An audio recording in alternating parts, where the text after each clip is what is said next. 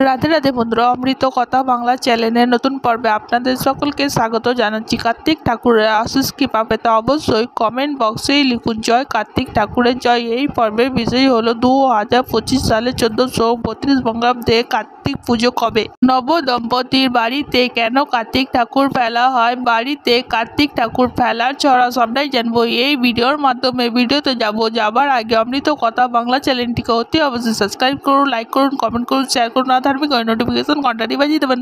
সন্তান লাভ ছাড়াও একাধিক কারণে কার্তিক পুজো করা হয়। বাড়িতে কার্তিক পেলে কি হয় জানেন? অজান্তে কোনো ভুল করছেন না তো। কার্তিক মাসের সংক্রান্তির দিনে বাংলা বহু জায়গায় পূজিত হন দেব সেনাপতি কার্তিক। কেউ বলেন তিনি চিরকুমার, আবার অনেকের মনে এই নিয়ে দ্বন্দ্ব রয়েছে। নবদম্পতির বাড়িতে সন্তান লাভের আশায় কার্তিক ফেলার চল বহু পুরনো, সেই প্রাচীনকাল থেকে চলে আসছে এই রীতি। তবে কেবল সন্তান লাভের আশাতেই যে কার্তিক পুজো বাড়িতে হয় তা কিন্তু নয়। প্রচলিত ধারণা অনুসারে সন্তান লাভের জন্যই মূলত কার্তিক পুজো করা হয়। মনে করা হয় নববিবাহিত বা নিঃসন্তান দম্পতিরা যদি কার্তিক পুজো করেন তাহলে তাদের কোলে ফুটফুটে কার্তিকের মতো পুত্র সন্তান জন্ম হয়। তাই মজার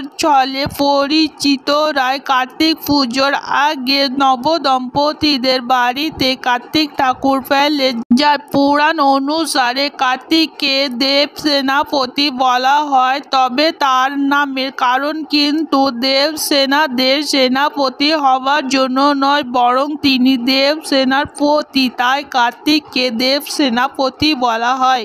দেবসেনা ছিলেন ব্রহ্মার মানুষ কন্যা, তাকে বিয়ে করেছিলেন কার্তিক। বৈবর্ত পুরাণ মতে ব্রহ্মা ও সাবিত্রীর কন্যা হলেন দেবী ষষ্ঠী। দেব সেনাপতি হলেন দেবী ষষ্ঠী কার্তিকের স্ত্রী। দেবী ষষ্ঠী হলেন জন্মসূত্রে দেবী সন্তানদের রক্ষা করা এবং আগলে রাখাই হলো মূল উদ্দেশ্য। আর সেই কারণে সন্তান লাভের আশাতে কার্তিক পুজো করা হয়। কিন্তু সন্তান লাভ ছাড়াও একাধিক কারণে কার্তিক পুজো করা হয়ে থাকে। কার্তিক ঠাকুর হলেন যুদ্ধের দেবতা, তাই মনে করা হয় কার্তিক পুজো করলে যে কোনো যুদ্ধ জয় করা সম্ভব, শত্রুদের হাত থেকে রক্ষা পাওয়া সম্ভব, মামলা মোকদ্দমা জয় পাওয়া সম্ভব, ধন ও ঐশ্বর্য লাভ করা সম্ভব। 2025 সালে 1432 বঙ্গাব্দে কার্তিক পুজো অনুষ্ঠিত হবে 17 নভেম্বর 2025 বাংলার 30 কার্তিক 1432 সোমবার। কার্তিক ফেলার ছড়া মা মা মা দুয়ার খোলো, বাহির পানে চোখ মেলো, আমি তোমার দামাল কোকা দাঁড়িয়ে আছি একলা একা, হাতে আমার ক্ষীরের হাড়ি বিলিয়ে দিও, বাড়ি বাড়ি পেরিয়ে এলাম আঁধার কালো, এবার ওঠন তোমার করব আলো, বাইরে ভীষণ শীতের নাচন, ঠান্ডা হাওয়ায় লাগছে কাঁপন, মাগো তুমি খোকন বলে নাও গো